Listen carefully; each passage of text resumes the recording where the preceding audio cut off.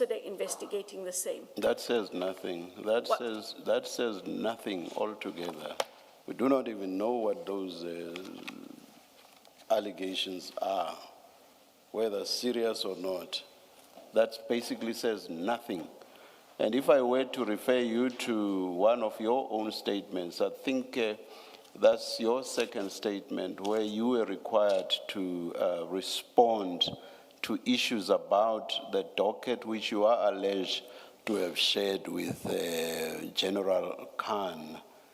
You had, in respect of that issue, the ability to say this is vague. It doesn't say when, it doesn't say by whom, it doesn't say, and you went on and on to demonstrate that it was vague.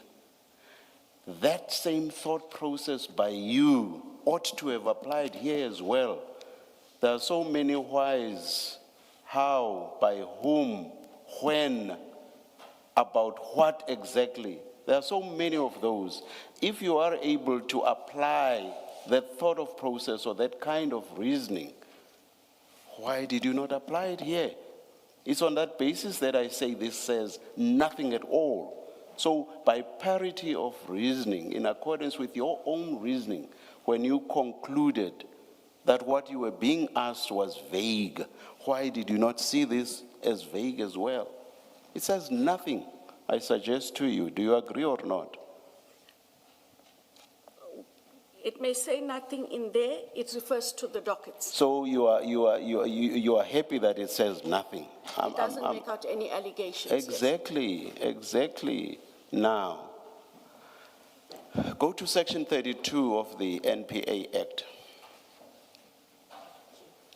And please tell me when you are there.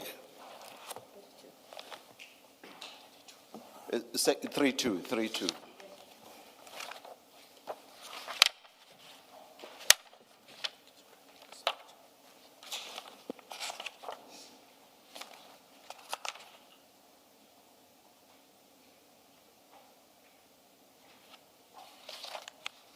I am the chair. Do you see that in subsection 1, that is section 32(1), there it's stated how you are to carry out your functions, and that is amongst others without fear, favor, or prejudice. And what I want to emphasize here is without fear. And then in subsection 2, that is section 32(2), the oath of prosecutors is actually set out there. You do see it, eh? I see that, Chair. It also captures the same words, without fear, that is, you will exercise your functions as a prosecutor, and you happen to be a senior one at that. So you will exercise your functions as a prosecutor without fear, favor, or prejudice. Again, I emphasize without fear. Now, if you accept, as you have just done, that there was nothing whatsoever in the minister's letter, what stopped you from writing back to the ministry and saying, we do not have a section 27 referral, therefore, we cannot do anything about this. And you did not even have to go to the content of the letter. But because there was nothing in the content of the letter that should also have given you comfort as a prosecutor that I do not have to follow up on anything here because there's nothing. You have accepted that there was nothing. Why did you not write back to the minister and say, in the absence of a section 27 referral, we as IDAC cannot do anything? So that it would then have been the ministry that saw to it that a section 27 referral was placed before IDAC. Why did you not write such a letter? Were you fearful of the minister? Not at all. And that is why then did you not write such a letter? That is why I said, Chair. Sorry, you spoke over me. Why then did you not write such a letter? That is why I said, Chair, we'd have to look for the letter that the response. What did I write in my response to the minister?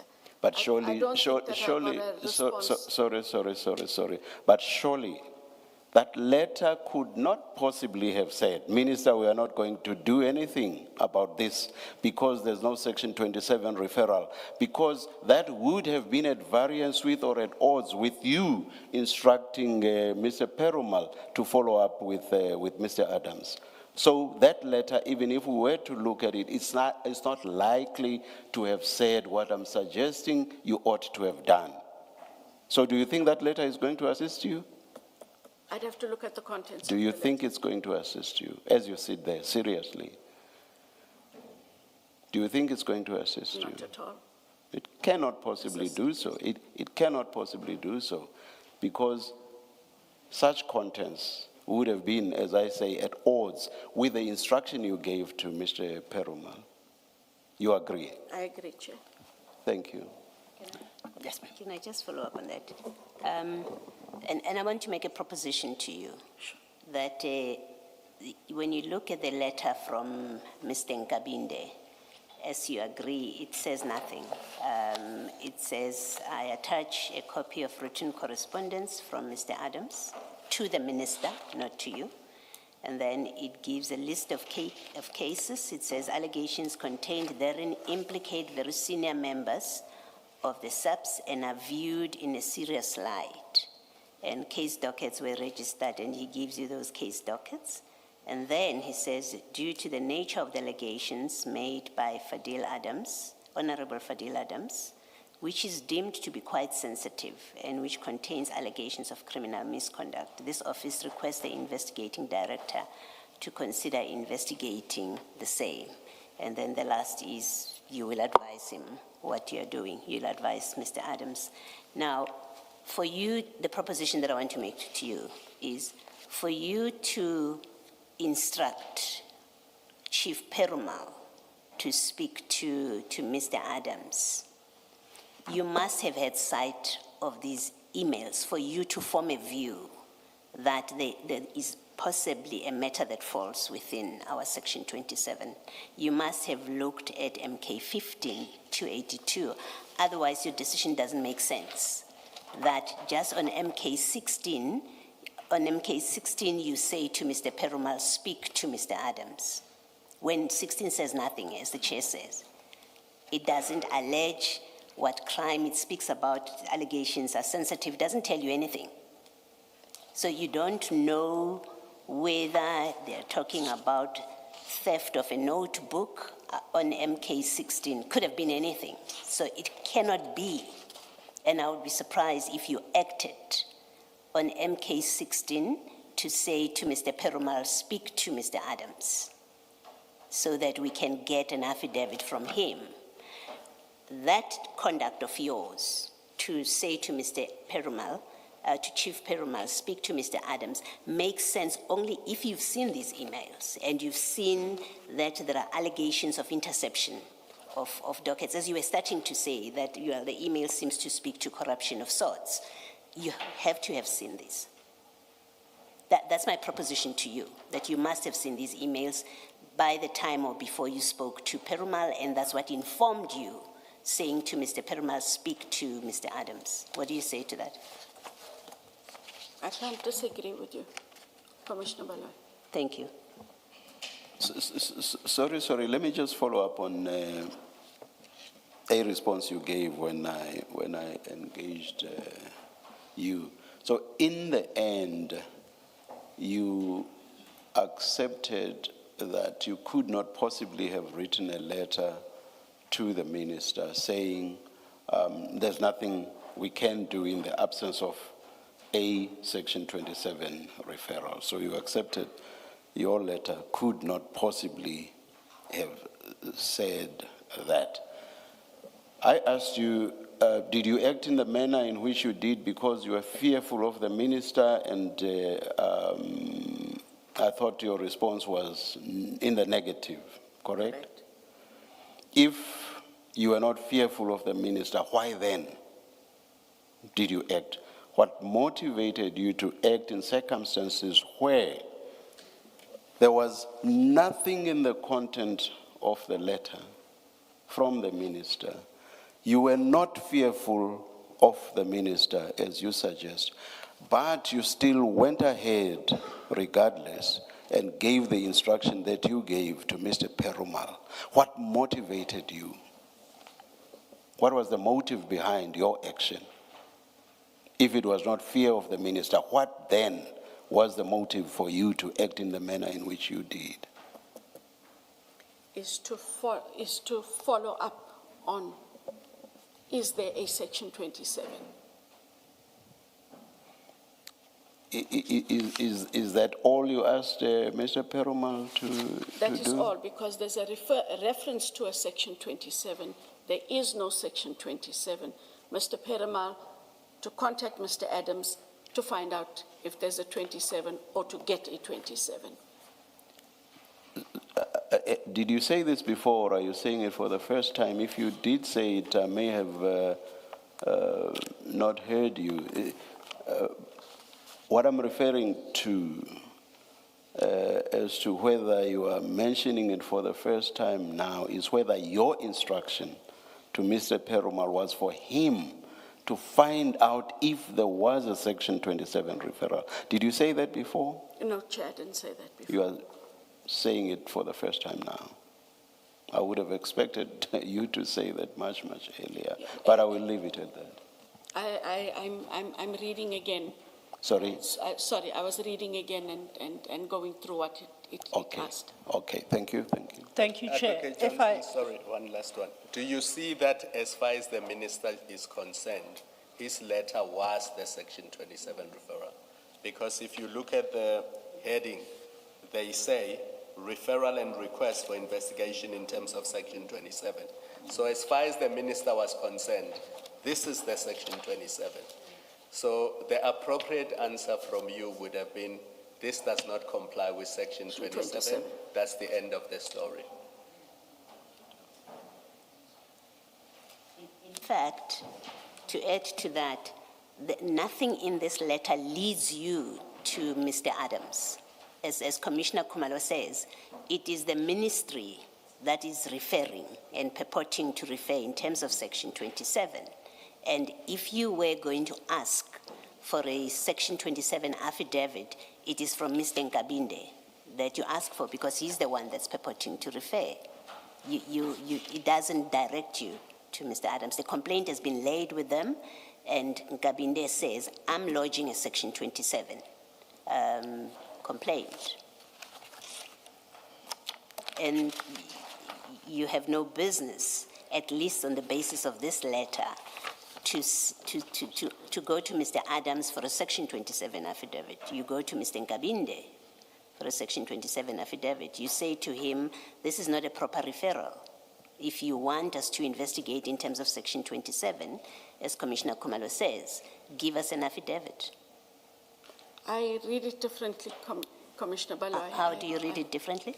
It says referral and request for investigation in terms of Section 27. And he does make reference to the Honorable Fadil Adams. We don't have anything from Fadil Adams. And so the request to Perumal to get a Section 27 from Fadil Adams is based on the referral and request for investigation in terms of Section 27. Mr. Nkabinde is asking you to investigate. Mr. Adams is not asking you to investigate. He has not communicated with you. He hasn't. Even on the version which you, on the proposition that I made to you that you must have seen the emails that he sent to the minister, even on that, he's not directing anything to you. It is Mr. Nkabinde. He raises his complaint with the minister. That's what he does. Yes. The minister's chief of staff lodges with you a complaint, and he calls it a Section 27 complaint. The only reference he makes to Mr. Adams is to say, we've received, the minister has received a complaint from Mr. Adams. Please investigate. And I refer this to you in terms of Section 27. So the person that must give you the affidavit is Mr. Nkabinde, and it's not apparent why you thought that this is a complaint to IDAC from Mr. Adams, because it's not a complaint from Mr. Adams to IDAC. At this point, it's not. I see where you're going to, Commissioner Bala. It's like this, But Advocate no, Johnson. no, no, sorry. I Do, haven't- do you agree? Do you agree? I agree with her interpretation, yes. Thank you. It's like this. So Mr. Adams writes to the minister's office. He's unhappy about the 4 dockets, and he asks the minister's office to intervene. So the minister's office has at least 3 choices. One is the inspectorate, the other one is IPID, and the other one is IDAC. So they have those 3. So far you are with me. You agree? I agree. Based on the nature of the allegations, as vague as they are, they have those 3 options. The minister's office then picks one, and they say, we pick IDAC. And we will do a referral to IDAC in terms of Section 27 of the NPA Act. It's not Mr. Adams who says, I choose IDAC. It is the minister's office, based on what we see in this letter. Do you agree so far? I agree so far. Yes. And they say, as far as the minister's office is concerned, the allegations in the correspondence by Mr. Adams, they regard them as quite sensitive. That's the minister's office. And they contain allegations of criminal misconduct. That's the minister's office. They then say, this office, that is the minister's office, this office requests Advocate Johnson to consider investigating the matter. That's the last paragraph on 310. So do you see that it refers to this office being the minister's office? Do you see that? I see that. And it is the minister's office that is asking IDAC to investigate. Correct. Yes. So the request is by the minister's office. And they say Adams was advised to await Advocate Johnson's decision, a decision on the request by the minister's office. Yes. Do you accept that? Yes.